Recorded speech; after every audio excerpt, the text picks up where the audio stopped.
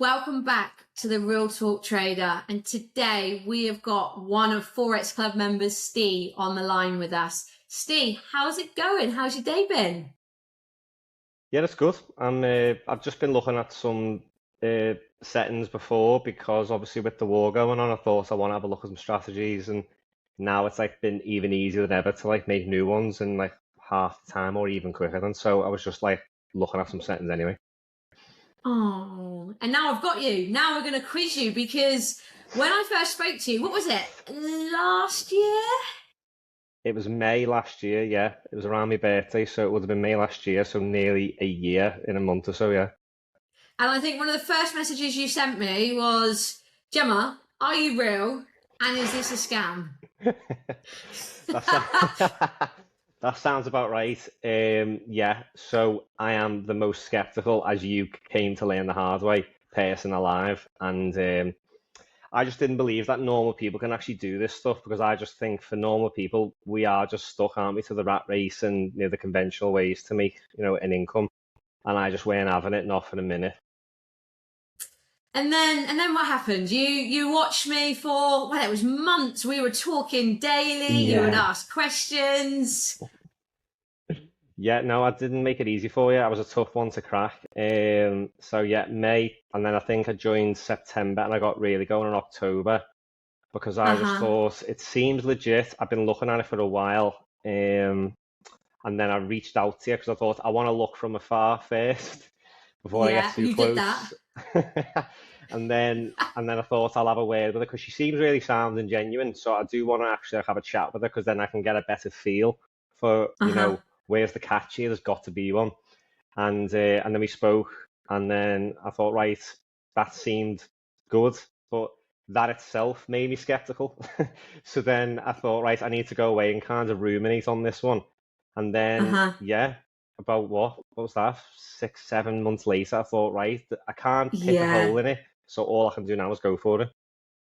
And what were you doubting during those 7 months that we were talking? Because obviously you were watching my YouTube, you were watching Instagram, and this is a really good one for members because you're not the only one that sits on the fence. I would be exactly the same. I'd sit on the fence for months making sure that I was comfortable with it. Yeah, because like I had a follow request from you for like a long time, and I just thought, let me just watch her first before I even let her follow me, type of thing. So what was I thinking about? So for that time, I was just looking at like your uploads on your stories and just seeing like these people, and then you tag their Instagrams as well, don't you? And you follow them, and they're not some like tiny accounts that you've just made out of nothing. They're not big massive accounts either. They're just like real people who you might Uh-huh. even have like a mutual follow for some reason because it's a small world, isn't it? And I was just thinking, like, it really is just real people who are doing well here because they've obviously got something that's working and real people are doing it. So I thought, well, if they can, then why can't I? Although I will go in trepidatiously. So you joined us then. You finally took the plunge. What were your first thoughts when we got on that call just before you joined? And then I was shocked. Like when you joined, I was shocked. Like because I thought we were just gonna have another call and then we were just gonna have another chat and see where you were. And then you were like, no, Gemma, I'm doing it. Let's do it. Done it. Yeah, I came in strong to my credit after like a long time of sitting on the fence, didn't I? And I think what had happened is like I won't get onto it on the podcast, obviously, but I've told you I've had Uh-huh. plenty of oversharing with Gemma, let me tell you. Um, and I think I just had like a really rough patch, hadn't I? And I thought, oh, it's just not the right time. And I had really valid reasons for it not to be the right time. There's no getting away from Uh-huh. that. But I'm not going to be unique in that. I think we've all got reasons that are going to be in the way. And I just thought there's really not going to be a time where it really opens up and is like a convenient or easy thing to do. So I think maybe I was in a bit of a bad mood. If anything, I just thought, I'm sick of one thing after another. So there's no time like right now, then I'll just have to go for it and ride the wave out and just, pick her up as I go along. And if I could give anyone advice to learn from me, it sounds like I'm just like another person online who, is going to tell you just to go for it when that's all you've heard before. But like Gemma said, like I am the most skeptical person you can come across. And I just thought, right, enough's enough. I'm never going to be ready. So no better Mm-hmm. time than just do it now. And I do wish I had started sooner, which is what everybody says on all these things that people who are trying to do better for themselves, will go down different avenues and try and find things like, could this work for me or could that work for me? But what I'd say is that I have done the due diligence for you, and this group is amazing. The help's really, really good. Like, even like if you're not going to message Gemma or one of the Ryan or Alex, just someone who's been in the group a bit longer than you. And I've had like 2.5 hour calls with just another member because I seen that they were doing well that week, and I thought I'm going to pick their brain. So yeah, I would just say go for it because you've probably not gone for a load of things before, and that's just left you standing still anyway. So what's the worst that could happen? You're no worse off. You're definitely going to be better off, in my opinion. And what was your goal when you first joined? So yeah, I mean, we could all do it more money, couldn't we? Do you know what I mean? That's what we're here for, isn't it? Because I want to treat those I care about. I want better for myself than I've got right now. Things aren't getting any easier, and you just see like I said, these real people who are just getting these amazing results. And it's not that it's like this easy, tiny, like tiny task. It's not. You have made it as easy as it can be, and my goal was to get. Well, I didn't have any concept of what was like achievable because I was always skeptical, wasn't I, Jem? So Yeah. I was just hoping to get 100, 200k funding in a relatively short space of time, and we can definitely say I've done that. And if you follow trading for any length of time, you know that people go years if they ever even make it to a funded and withdrawal stage. So this group makes it about as easy as it can be from what I've gathered. I have picked well. Yeah, well, you've done a lot of research, so you took enough time deciding whether it was right. So I want to go back to that because that's something to definitely celebrate. So you were very fluid at this and thinking, no, I can't make money from trading, but you have, haven't you? You've already made money. Yeah, well, I've got 100k in funding. I'm in a phase 2 for a second 100k, and yeah, even 100k, if you play it as you should, which is carefully and slow and steady does it. It is like it's as good as just having like a second job just there doing its thing on the go. And just to touch on when I got funded, it was like early February, I think it happened. Yeah. And I won't get onto it. I won't get into it on the podcast. Obviously, you know what's going on with me, Jen, but I had a really tough time very end of December and start of January, and I wasn't doing anything. You did. My day job, I was trying to get the dog out for his walks and keep everything going like that, but I was out of action. But in the meantime, it was doing its own thing from the work that I've been doing in like September, October, November, and then it just did its own thing because of the time I'd already put in. Because you don't need to do all the hours God sends, you just need to get started, apply yourself at the start, and then it did just run itself because I wasn't doing anything with myself, was I? So that is like there's nothing like this really, because what can run itself while you're busy? And there's not much. And make you money. Yeah. So when you started, you had no trading experience. How did you find the setup and getting into everything and creating your strategies, like from start to finish to getting funded? How did you find the whole process? Well, this was another thing about the skepticism. I was just thinking, I've never placed a manual trade in my life. I couldn't do it if my life depended on it. So how am I going to make money from this when I have researched enough to know that trading like breaks everyone, it feels like, who's tried to do any good with it. But it's been very like gamified, like the system itself. Like you told me on like the first call we had that you're going to show me how to make a good strategy, and I just sat when that call ended all night thinking, how am I going to learn how to make a good strategy? But it's just because of how you've got it set up, because it tells you everything in like seconds. If I change something, it tells me, oh, that's so much worse, I should go back a step, or oh, that's a lot better. This is even better than the point I already got at. So I've just made it as easy as possible, and I couldn't emphasize that enough to anyone on the fence, because those on the fence I'm rooting for, and I want them to join on the back of seeing me and go and message me when they get the first 100k or whatever it is.